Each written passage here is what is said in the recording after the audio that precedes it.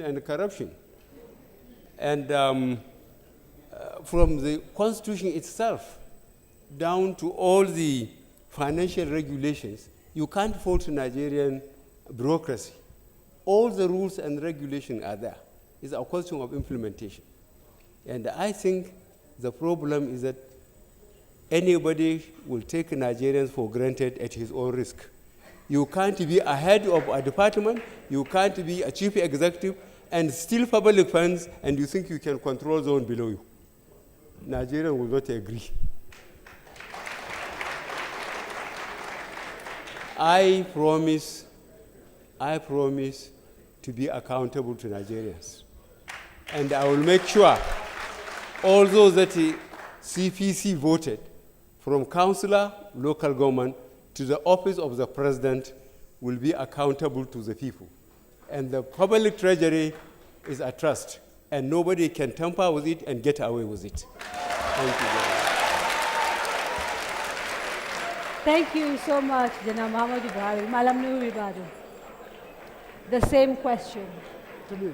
How will you tackle corruption without creating social unrest in the country and without violating human rights? Thank you. I will take it from what my respected general, what he said. Sir, Nigerians are not corrupt. Nigerians are not indisciplined. That's why we make the mistake.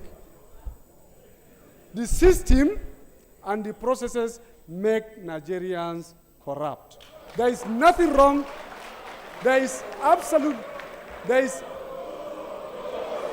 Excuse me. Can we please respect the people on the podium? We are here to have a conversation which hopefully will enlighten all of us. I'm going to insist on a bit of silence, otherwise I will give him more time. They are the same Nigerians that we had. Please carry on. The same Nigerians that we had in the 50s are the same Nigerians we had in the 60s and the same Nigerians we have in the 70s and the 80s and the 90s. There is nothing that changed. We do not have any other set of people. We are the Nigerians and we are fundamentally good people. There is nothing wrong with us. Somehow we got it wrong as a result of poor, incompetent mismanagement of those who are in charge of our own affairs. They are the ones who caused this problem. If we continue to believe that our people are indisciplined, our people are corrupt, it is like saying when you have a shoe that is pinching your leg, you must change the foot instead of changing the shoe. I'm afraid I'm going to have to stop you quickly. You need to. I'm going to have to stop you, Malam Nuhu Ribadu. You will get a chance to do a closing statement, and maybe you can add some of these things that you want to say there. Malam Shekarau. The issue of corruption is largely issue of indiscipline. And when you're talking of indiscipline, there are two byproducts. One, the leadership and the process which you use to check this problem of indiscipline. If you create the process and forget the leadership, you have a problem. If you think just the leadership and you forget the process. For example, in the past, with all due respect to my elder brother, General Muhammad Buhari, he introduced the war against indiscipline, but as a trained guidance counselor, the process was not totally correct because they used coercion. And if you use coercion and force, the moment you remove the source of coercion and force, the whole thing goes back to zero. So this is why when he left the scene, he left it with the program. But today in Kano, I institutionalized a societal reorientation program, which we popularly refer to in Hausa as Adidi Tasahu. It is institutionalizing and injecting into the heads of everybody the spirit of doing the right thing willingly at the right time. Thank you very much, Malam Ibrahim Shekarau. Unfortunately, we've come to the end of our time. It's an engaging, very interesting, and very important conversation. We have to quickly do your closing statements, and I will do it alphabetically, starting with General Muhammad Buhari. Like you agreed, you have 2 minutes each for your closing statements. Starting with the General, please. Well, fellow Nigerians, it is entirely up to us this time around to choose a leadership that we can trust to lead this country for at least the next 4 years. We know the situation we are in now. We know the situation we are heading if we follow what advice Barack Obama said in the in Ghana when he came. He said the developing countries need institutions, strong institutions, rather than strong personalities. In Nigeria, we need both. We need strong people to resuscitate the institutions and make them strong. Thank you very much.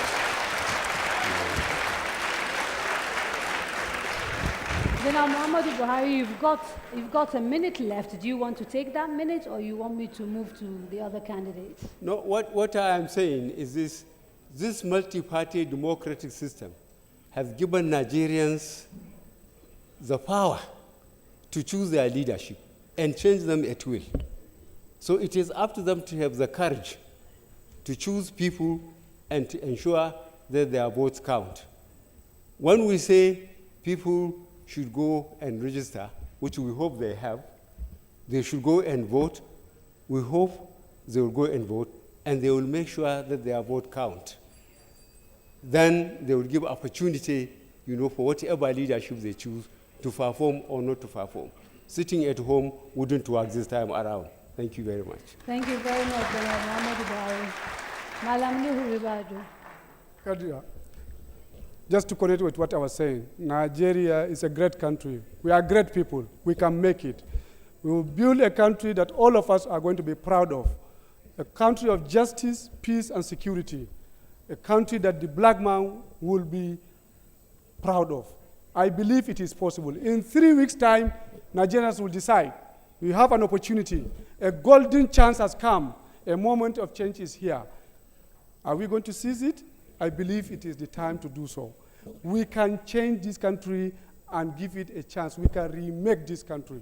It is possible that a country like Nigeria, 150 black African country, will play its own role in the Committee of Nations in this country. And we have an opportunity to make it so. I believe of all the presidential candidates today, I'm the most competent. I'm the most experienced. I'm the one that fit in. I fit in with what Nigerians want today, the aspirations of our people. We call for a new Nigeria, and I believe it is possible. A new Nigeria is possible. That is why I'm standing. There is chance we can make it. Thank you very much. Thank you very much, Malam Nuhu Ribadu. Malam Ibrahim Shekarau, your closing statement. Thank you very much. It is believed that every Nigerian is aspiring to have good governance. And there is a global standard, global characteristics of good governance agreed by World Bank and the United Nations. Number 1 is voice and accountability. Number 2, political stability. Number 3, effectiveness in governance. Number 4, regulatory control. Number 5, rule of law. And number 6, control of corruption. So if you want good governance, my advice to voters is let them look at these characteristics. Who among the candidates, considering his past and his antecedents, can guarantee the satisfaction of these 6 standards of good governance?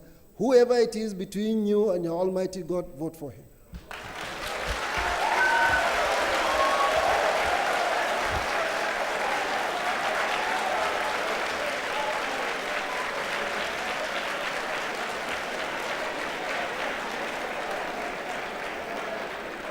Thank you.